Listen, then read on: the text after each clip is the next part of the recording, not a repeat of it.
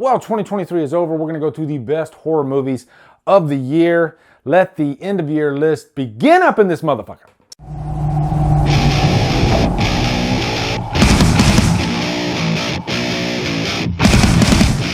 What's up, guys? Welcome to the end of year list. We're going to start with the best horror movies of the year, top 10 horror movies. I'm going to tell you right now, I always look forward to this, and I'm always exhausted by the end of this because this year we're going to do 5 top 10s, starting with best horror, but then I got best horror part 2. I'll explain that once we get to that. I got the worst horror movies of the year. We always look forward to that. Then I got the best non-horror movies of the year, and finally the most anticipated of 2024. A lot of top 10s coming for you guys. I know you guys were starting to think that I was just doing top 10s over on the DDLives, the live streams, but no, still doing the produced top 10s. As a matter of fact, I'm gonna really start upping my rankings game throughout the next year. I got a lot of ideas ahead. I'm really looking forward to 2024. And second channel still going strong, almost at 2,000 subscribers there. That's where you're gonna get all the clips and stuff like that. But be sure you subscribe to the second channel, Drumdums Xtra, if you haven't. 2024 is gonna be big for both channels, all right? So anyway, without further ado, I'm gonna give you 2 honorable mentions, and then I'm gonna give you the 10, what I think are the best horror movies of the year. And one of them is kind of on the line in terms of, is it horror, is it not horror? We'll get there. But I posted something on Twitter. I'm not gonna say what the movie was, obviously, but it was like right down the middle, so we're gonna include it anyway. So let me take a drink and then let's get this thing going. Okay, first honorable mention, I'm gonna cheat a little bit. I'm gonna say significant other, and the reason I'm cheating is because technically this is a 2022 movie, but I didn't see it until 2023. And if a movie has such an impact on me that I feel like I need to tell you guys about it, then I'm gonna go ahead and put it on this list, okay? And it was on Paramount Plus, I think. I think you can watch it on there now. But I really wanted to tell you guys about this movie. I didn't even review it, which is because I'm just so busy this year. But I like a good alien invasion movie, and it seems like every alien invasion movie, they always have their own little twist. And this one definitely does. I think this is more cerebral, and it's more character-based, and it's more like one location type deal because these 2 people, this young couple, they go up into the mountains, and right away it starts getting a little bit weird. And I think this is one of the best trailers I've ever seen because these days trailers give away way too much. This trailer subverts expectations. It steers you in the opposite direction. And so when you watch the movie, you go back and watch the trailer, you'll really be appreciative of this trailer. I just watched it again before I did this. But Maika Monroe in this from It Follows, it's just her and her boyfriend up in the woods, and it just gets really bonkers and crazy throughout. And I could see half the audience not really digging this movie. It's one of those type movies. I think it's divisive, but I really loved Significant Other so much that I had to at least put it on this list for an honorable mention. Second honorable mention, I gotta go with Never Hike Alone 2. Usually I wouldn't put a fan film on the best of the year, but A, fan films have just gotten bigger and bigger and bigger. And B, this is Vincent DiSante and his sequel to Never Hike Alone. He did Never Hike in the Snow. All 3 of these movies have Tommy Jarvis in them. Well, this really felt like a great, not only sequel, but closure to the entire Tommy Jarvis saga. Tom Matthews really brings it home in this movie. You could tell that he wanted to give the character a great sense of closure that's respectful, that's honorable, and he just gave it his all in this role. But I really loved the Jason stuff in this. I think it fit very well with what was before, with part 6 and even 4. All right, we're about to jump into the top 10, and I'll say right now, up until about the top 5, I was shuffling things around quite a bit. Really, all of these movies, like I think I watched like 35 horror movies this year, and I was doing some scrambling before doing, because I want to make it count. And there are so many movies, especially in the middle, that I wanted to make this list, and I ended up with like a top 20, so that's why I ended up having to do a part 2 of this. Now, the best movie on this list is going to be the best of the year for me, okay? Keep that in mind. Let's kick it off with number 10, Knock at the Cabin. M. Night Shyamalan, I'm always there day one, and I don't know what to expect. Sometimes it could be a dud, sometimes it could be really great, but his past few movies have been, I think, they've been wins for me. Old was extremely divisive, but I think a lot of his movies are extremely divisive, except for maybe Signs and Sixth Sense. I think as far as characters go, and M. Night Shyamalan is very strong with his characters, I really loved these characters because I think the premise around this movie was a little bit bonkers, and you might ask yourself, would this really happen the way it happens? You know, would people really agree to these terms to save the world? Maybe they would, maybe they wouldn't, and maybe that's why it works, right? But I guess, you know, if you know the story of this movie and how this couple and their child, they have to kill each other in order to save the world. And if they don't, one of the people from the group that's, you know, confronting them, they're going to have to die. So it's just a very violent movie. But I think M. Night Shyamalan, he handles violence so well because he just has such a great sense of balance with story and with carnage. Because the knee-jerk reaction with a plot like this would be, you know, a way over the top, crazy gore. You could go that route with this, but it's more psychological than anything. And I think it just had such a beautiful ending. And that's because of this family. Number 9 is Sick. And just to show you how stacked this list is, Sick was actually number 1 for a good while. I'd say the first quarter of the year, it stayed at number 1. But then, you know, a lot of other movies came along and then things shifted around. So it's number 9 now. That should tell you how much I liked Sick. A return of Kevin Williamson. This was a really kind of a pandemic movie, like right in the middle of it. And we all were there at that time when this movie came out. We were feeling what these characters were feeling. Funny enough, I just recently rewatched Sick. And you know, the current state that we're in now, you know, it feels like that's been years ago. And it was only like a year ago that we were in this situation. So you kind of look at this movie from a different lens, watching it now as opposed to watching it in the thick of the pandemic. But I think this movie was so smartly written because it didn't get too political. You know, it kept the horror front and center, main focus, and you know, just a straight up pretty much home invasion movie. And it's intense, it's really intense. And it's one of those movies that definitely causes kind of a conversation after you watch it. And I don't mean that in a bad way at all.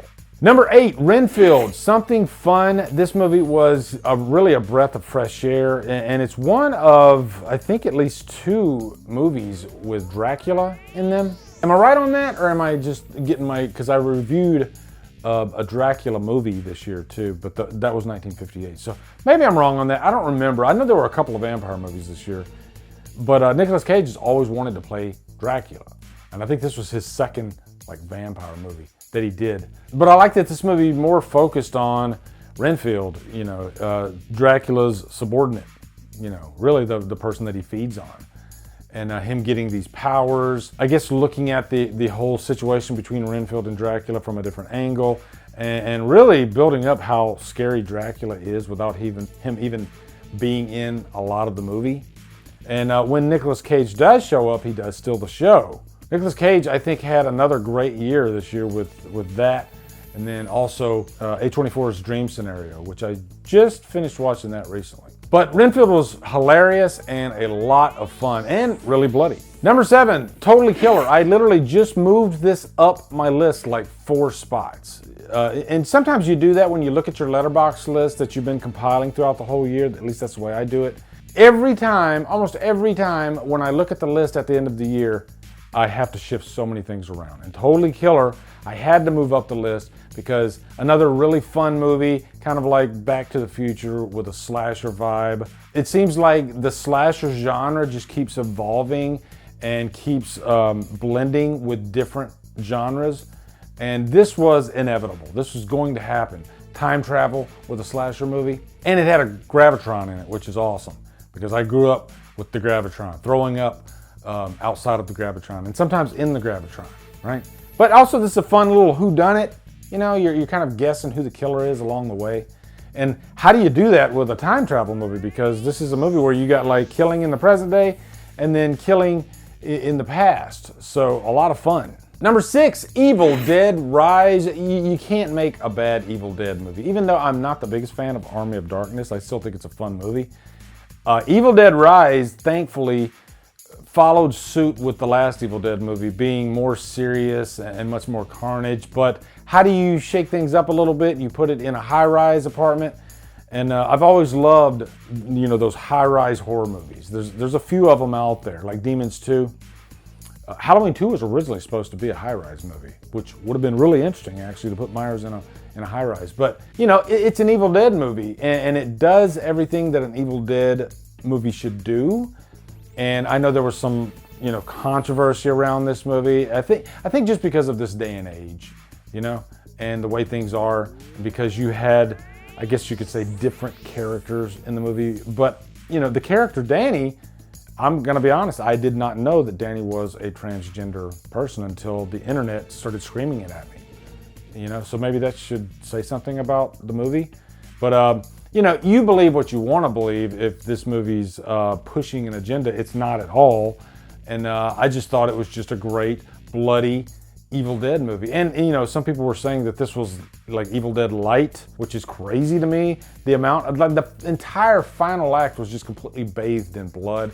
But definitely had some gnarly scenes in there too. Really fun. And I think one of the best freaking openings for a horror movie I've seen in ages, with one of the characters like rising out of the water and you get your title card. Great stuff. Number 5, No One Will Save You. Another interesting alien invasion type of movie, but this, I think it's a cross between like maybe Signs and maybe Don't Breathe, stuff like that. But it's one of those movies where there's like very little dialogue, if any. Actually, there's like maybe one line of dialogue in the entire movie, and that just added to the effect. Because when you're trying to build tension, the less dialogue, I think, the better. But just story-wise too, I enjoyed how this movie just constantly kept you guessing.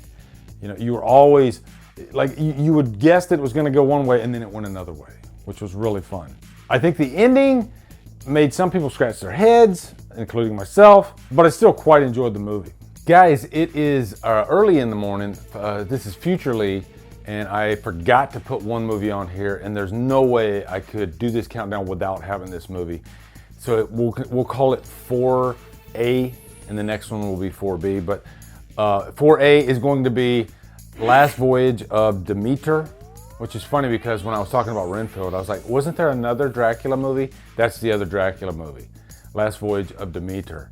My God, how could I forget about this movie? But sometimes when you're going through the year, I always update my Letterboxd list accordingly. But sometimes you can get shuffled around because you'll have like 3 or 4 movies hit you at once, and you'll forget. And that's what I did. I forgot. I couldn't believe it. And I remember I was just singing this movie's praises like insanely.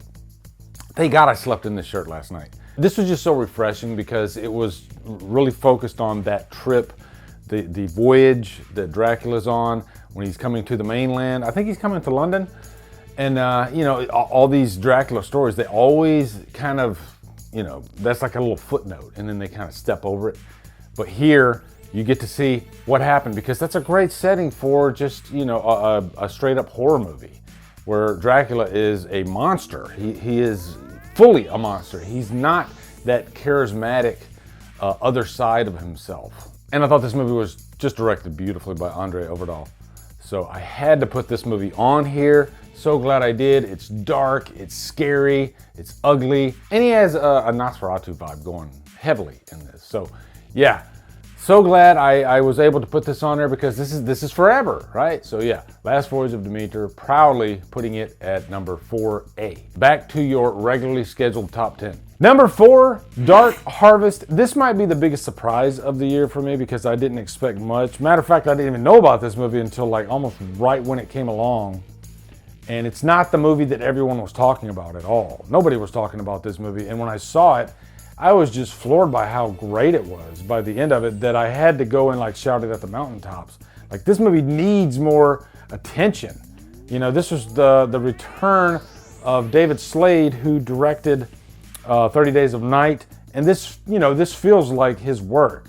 There's always like kind of a dark edge to his movies. I loved that this was kind of a period piece. It was set like in I think the 60s, right? 60s, not 50s. But also, I think the invention of a new horror icon, Sawtooth Jack. You know, this was based on a book that came out quite a few years ago. But you give me like an iconic looking horror character, even though he looked similar to Sam a little bit from Trick or Treat. The way Sawtooth Jack fits into the story, I think, is really effective and really creepy. And another one of those movies that I think had a really great ending. Like, I love this ending, and I think it was begging for a sequel. Okay, top three, and I'm gonna tell you, these are interchangeable, you know? And I think all three of these movies have been number one a time or two, and they've shifted back and forth, even right before this.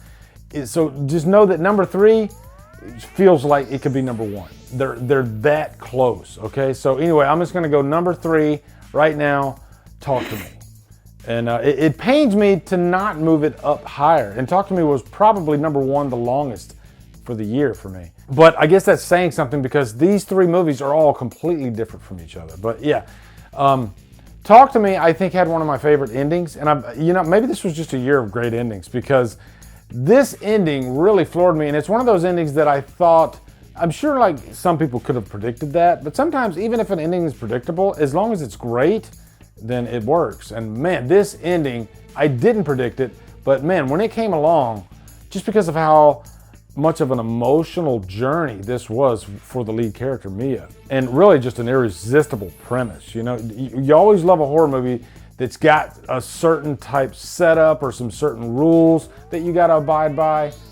I think that just ups the ante story-wise. To me, this felt like the It Follows of the year. But also, this might be the scariest movie of the year too. There's some really creepy stuff in this. I remember seeing this in a packed theater, and man, you could hear a pin drop. Everybody was just kind of silent, and then when everybody needed to be scared, boy were they. Number two, Thanksgiving. One of the best slashers I have seen in years, maybe even a decade. I'll have to go back and look at these slashers because I'm sure there's some other ones that might be better, but this is definitely the definitive Thanksgiving slasher. I think it's very unique because of Eli Roth, which I don't believe has ever directed a slasher movie before, but this movie really had great, fun characters in it. And I know that some people were kind of complaining about the characters like they were generic, but I didn't think so, at least in the first half, because they had those Boston mannerisms about them, which added some charm to it. You had Patrick Dempsey in a horror movie, which is always a pleasure. Loved him in this. But also, this is one of those slashers, and there's quite a few of them that have like this ending that really goes for broke. You got they're setting the table at the end with all the victims around it. But, like I said, there's a lot of horror movies like Happy Birthday to Me where they have just an ensemble at the end of the movie. I always end up loving those horror movies, those slasher movies. I think those are the best.